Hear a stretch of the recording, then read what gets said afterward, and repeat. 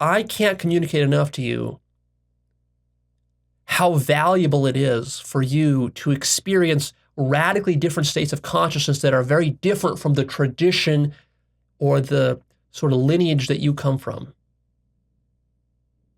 If you're good at meditation, that's great, but I bet you're missing something. If you can enter effortlessly into a state of no mind and no suffering, that's great. You've achieved that, let's say, but I bet you're missing something. And you don't know what you're missing until the psychedelic shows you what you're missing. That's really one of the magic powers of psychedelics.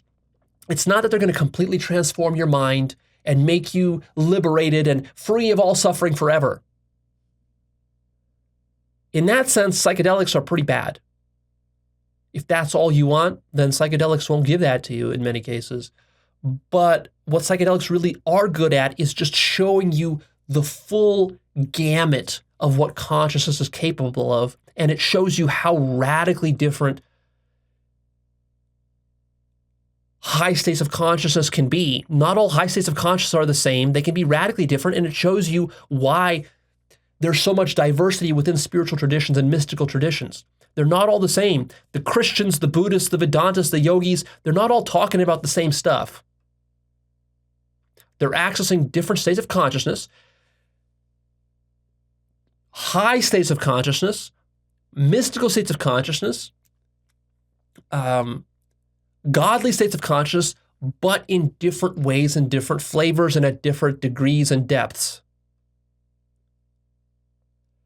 But none of them are accessing the full gamut. Therefore, there's so much disagreement, dispute, and hostility, and naysaying and criticism from one tradition to the next.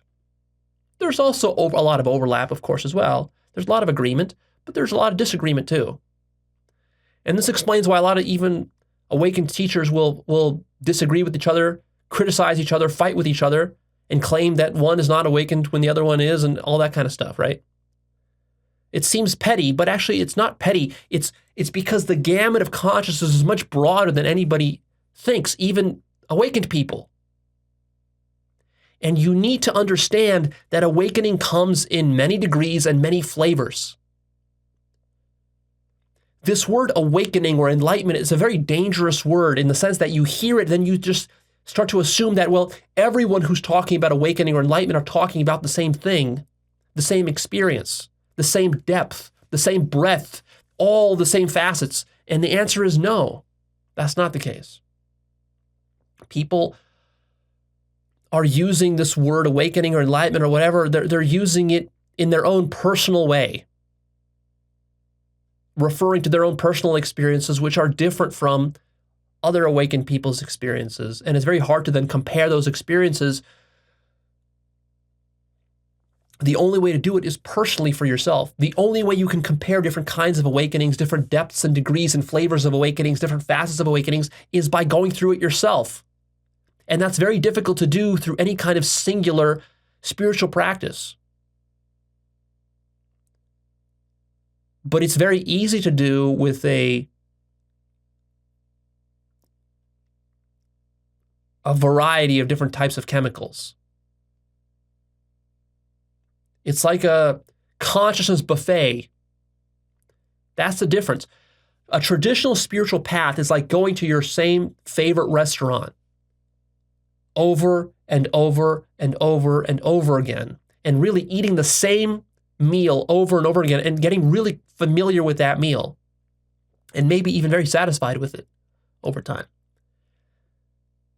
To the point where you forget that there's more than just that one meal. That's possible in the culinary world. And then what I'm advocating is more of a buffet approach, right? You go to a Las Vegas buffet, the Caesars buffet, one of the best buffets in Vegas that I've been to. You go there, and then you get to sample 100 different things.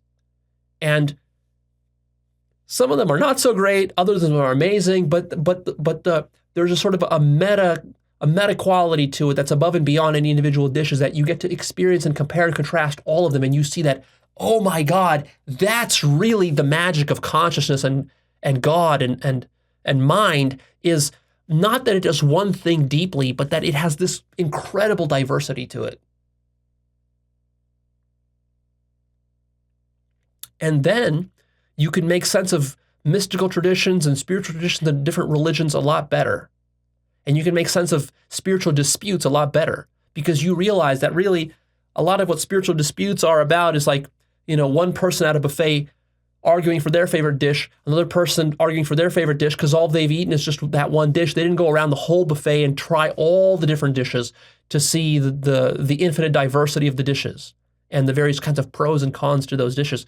So the reason I'm so passionate about psychedelics, people keep saying, Leo, when are you going to hear the message and hang up the phone? It's like, I like exploring consciousness. What else is there to do but to explore consciousness? To me, that's the point of life, is to explore consciousness. So I've never found this sort of like singular monomaniacal Buddhist tradition or Advaitin tradition or yoga tradition to be appealing to me, because it always felt just intuitively too limiting. Why would I straitjacket myself by sticking to one tradition? Of course, there's pros and cons to this. When you stick to one tradition, you can go like really hard on it and get really good at meditating. So I do sacrifice in that sense. I'm not the best meditator.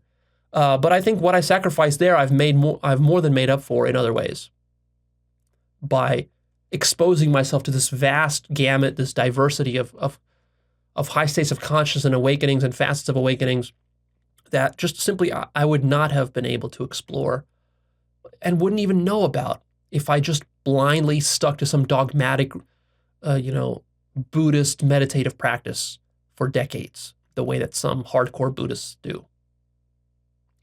And look, I appreciate their dedication. That's not easy to do. Honestly, I envy that kind of, monomaniacal focus that some Buddhist practitioners have. I don't have that.